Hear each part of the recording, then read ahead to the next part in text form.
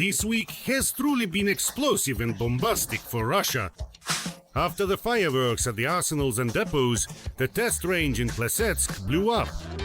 The rocket didn't take off, but the test range did. Just like that, be a friend and slow down a bit. This time, the cause wasn't armor-piercing debris from a Ukrainian drone, but the clumsy hands of Russian patriotic engineers. At the Cosmodrome in the Arkhangelsk region, there were yet another round of failed tests of the Sarmat intercontinental missile, the very same one that Putin has been threatening to use to destroy the entire West for about 10 years now. The very first launches of the formidable Sarmat complex, equipped with the powerful new heavy missile, will soon go on active combat duty. The wonder weapon exploded right in the silo, leaving a huge black hole at the test site end in the self-esteem of the pale Führer. This is already the fourth attempt to launch the Sarmat, even though it has long been roaming the boundless expanses of the Ork's imagination. The car from the 9th is completely gone, but the powerful Sarmat is still fully intact. Our formidable missiles are truly built to last for a very long time.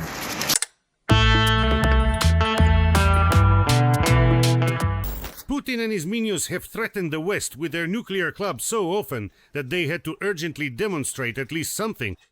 As they say, the model of London and Washington isn't going to bomb itself. How about we build a nuclear copy of London at the Novaya Zemlya test site, at least the center, make it the city, And then we'll blow it up? and Washington too. That central area where the column stands, the White House, this one, this central part, and we'll conduct exercises involving, or potentially involving, nuclear use. We have a prepared test site. Let at least one MIRV warhead from our Bulava missile fly from the Atlantic towards Novaya Zemlya and strike these 150 kilotons of TNT equivalent, strike Washington and London, the capitals of these nations. They had to hastily conduct these pointless tests, also because, as luck would have it, the US successfully launched its Minuteman III intercontinental ballistic missile. Putin urgently needed a flashy response, but in the end, it turned into a complete humiliation. They truly fooled us. They just blatantly lied to us indeed. The absolute truth is, there is no Sarmat, just like there are no other super-duper flying scare stories whatsoever from the Kremlin at all. All of this is top-secret work by Soyuz Multfilm in collaboration with choreographer Volochkova. Please show the video.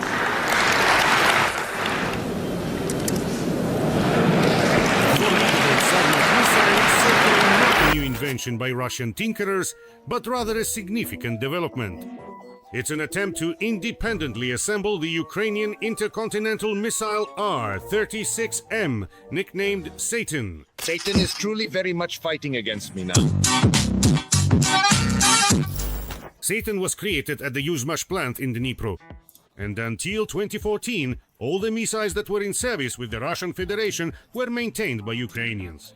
It was Ukraine that kept them combat ready. And you won't believe it, the missile consistently performed successfully in tests and exercises. But after Russia's full-scale invasion in 2014, Yuzmash naturally and completely ceased all cooperation with the aggressor state. The once great and mighty Satan gradually began to transform into a great and mighty pile of scrap metal, which is now primarily dangerous for Russia itself. Don't touch the button at all, or the bomb will go off. The Sarmat missile is the Russians' attempt to assemble and maintain the Satan missile on their own, without Ukrainian specialists. Sarmat is like Abibas in the world of missiles. Oh, what a load of crap this all is. But even with the original in their hands, the Russians have been unable to replicate it for many years. No matter how hard they try, it still turns out like a Niva. A Niva costs 1,300,000. You try to put it in first gear and it just won't engage. Same with the third gear. A distinct thunk, then another. Even filing it down doesn't help. That's precisely why the Sarmat doesn't fly and most likely never will, because building a truly intercontinental ballistic missile takes much more than just a mere sense of grandeur. It's not enough, I tell you, it's just not enough. The failed Sarmat tests aren't just a technical setback.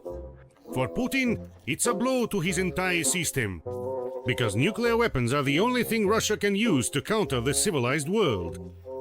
It's only because of the USSR's nuclear legacy that Russia is tolerated in the UN Security Council and hasn't been kicked out yet.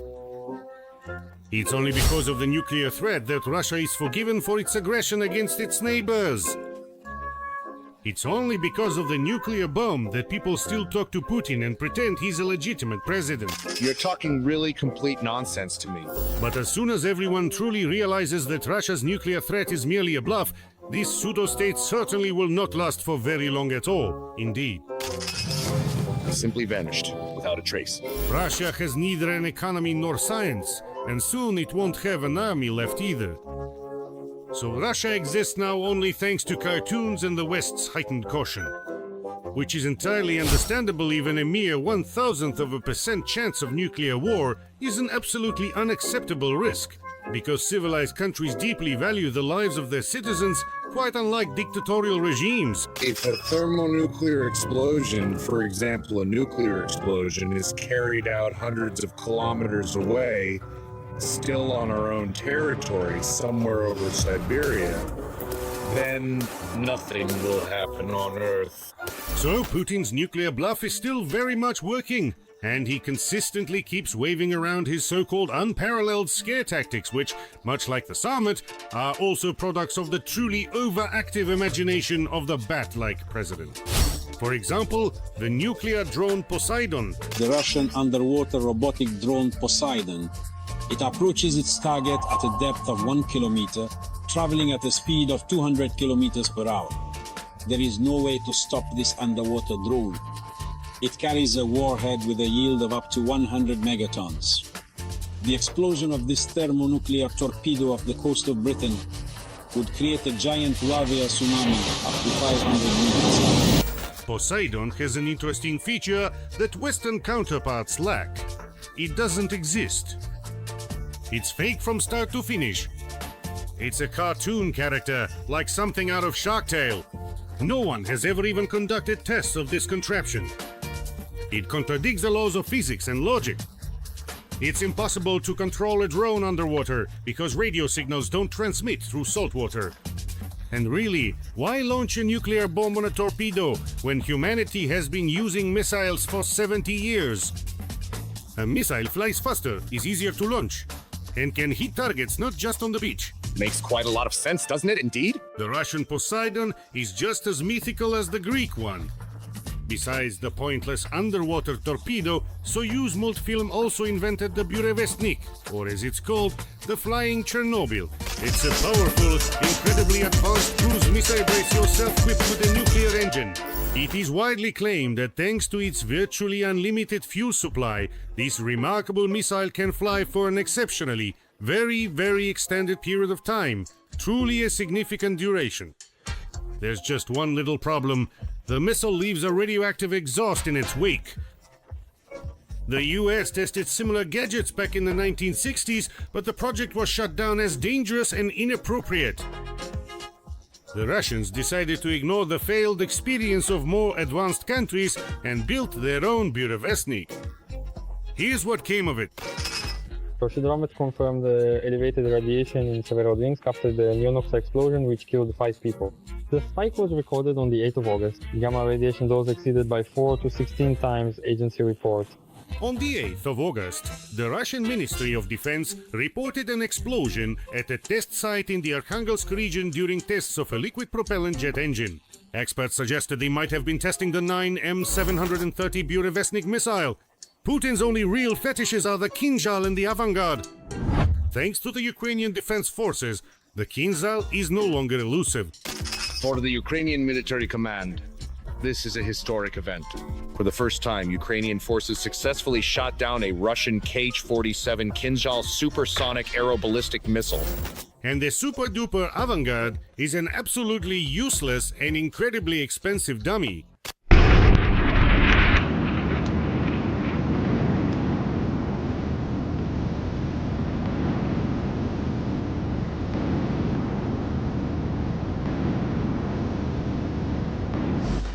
It's a hypersonic cruise combat unit that is mounted on a carrier missile. But again, there's a catch. Old Russian missiles can carry up to 10 warheads, but with the avant-garde, only one fits. What's the point of having just one, even the newest, warhead instead of 10? I don't know. None at all. Except for laundering and siphoning off billions of petrodollars, which the Kremlin is ready to spend on any nonsense, just not on its own serfs. May I please ask you a quick question about something important? What do you want? I'm curious about one thing. Did you go to vote on March 18th? And if it's not a secret, who did you vote for? Putin? We don't have any decent people left. Ah, That's quite precisely how it truly is, indeed. I hear. That's absolutely right, you see. And it's quite clear now. No, never. The more often Ukraine effectively and strategically strikes Russian missile and ammunition depots, the more frequently Russia tests its so-called breakthrough military know-how, and the more often Putin moves his brown lines, the faster the myth of the nuclear threat and the perceived invincibility of the Russo Reich will be completely and utterly dispelled.